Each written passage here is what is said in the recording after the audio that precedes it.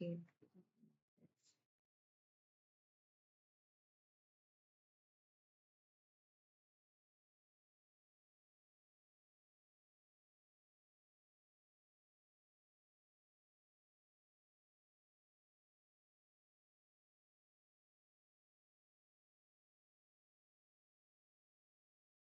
I-search lang natin.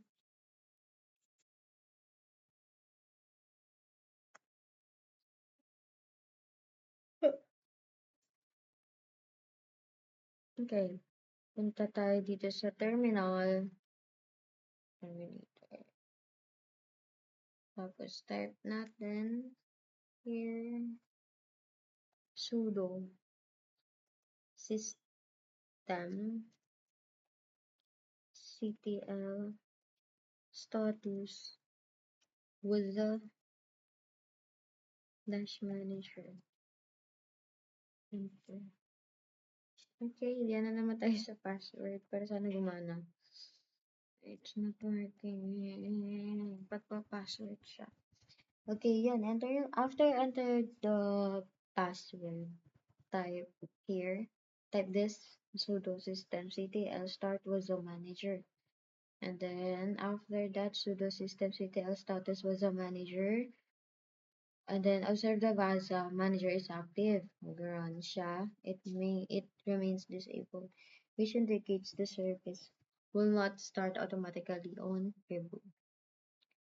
Okay.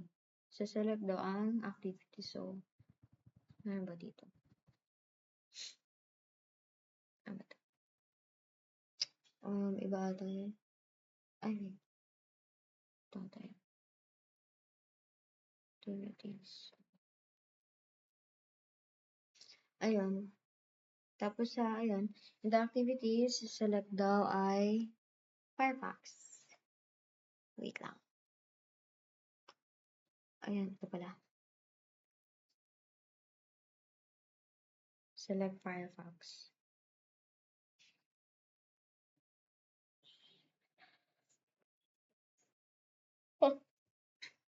Sa URL bar, ito type https /192.168.0.4 enter. Ito na yung mods. Mag-login tayo. Select lang daw login. Ayan. Observe the WASA checks that are done during initialization.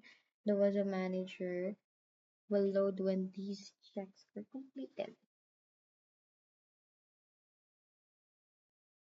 Click go to home page. Icon in the Firefox browser.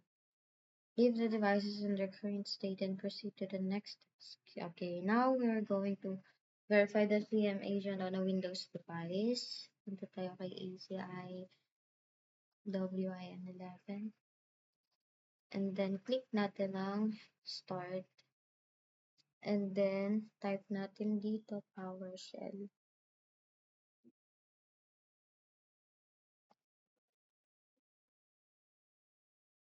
PowerShell. Okay.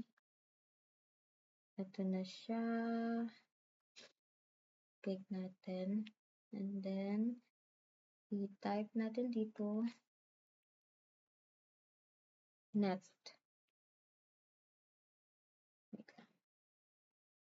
Net space start was SVC. Enter. Observe that the service starts successfully. Then click start and then ulit. Tapos type natin manage agent. Agent. Okay.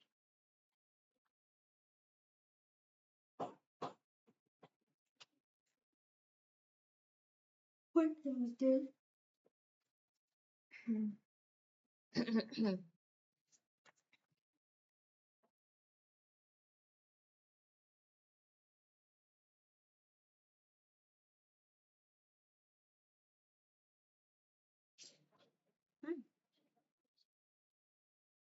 Hindi nag-work. Sayang.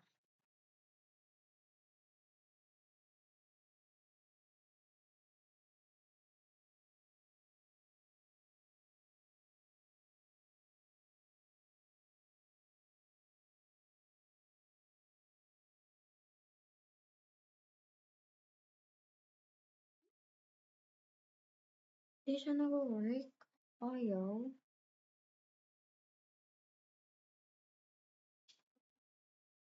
Ayun. Okay. On the Waza Agent Manager window, select Manage. And then Status.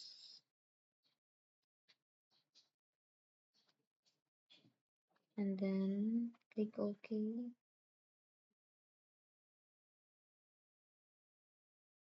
Tapos, the Waza agent was successfully installed on the ECWIN 11 device, enabling the Waza application to monitor the device of vulnerabilities. Then, close na natin ang mga window here.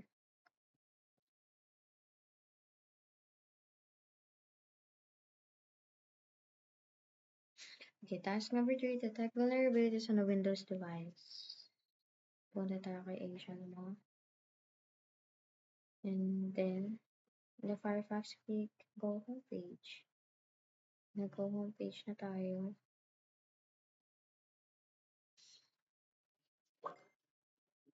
Let's go.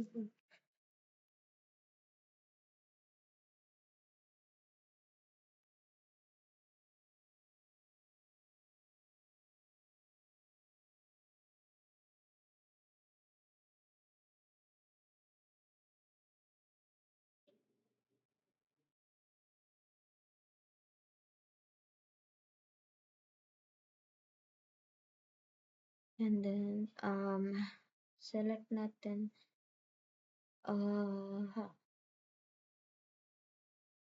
security. Ito na pang page tayo. Tapos, saan nila nakita yun?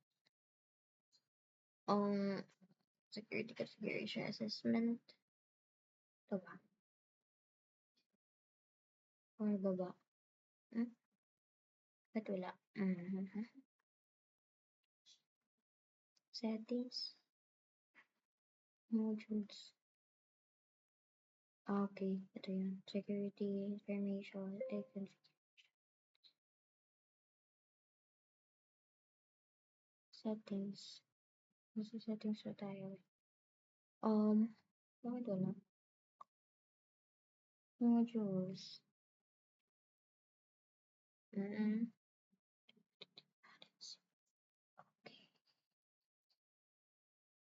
Okay. Security configuration. Sec. Directory. Wala. Kaya ito nga sa connection. Ayaw. Hindi ma-detect. Siguro kaya di ma-detect yung sa API connection kasi hindi siya nag-work sa terminal kanina.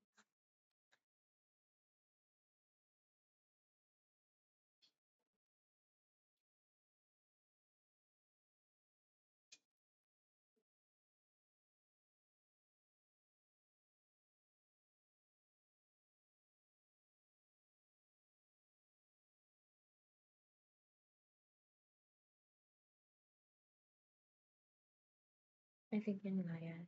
So, yun. Ayun yung mag-work. Dapat nasa modules tayo eh. Tapos dito. Kaso yun nga. Okay.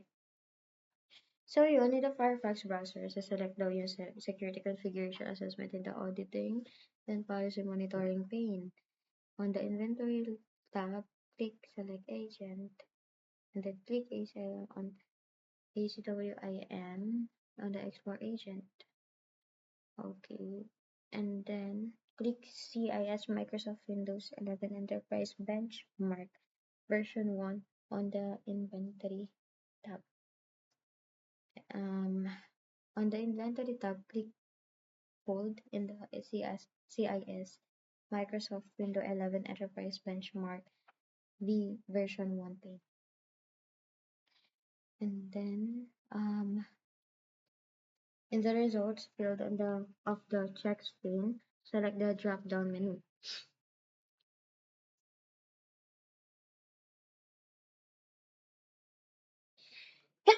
Excuse me.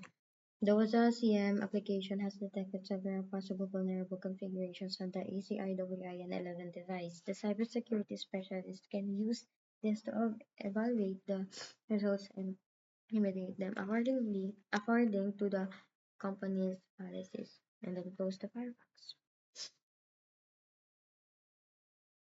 Then close the terminal window.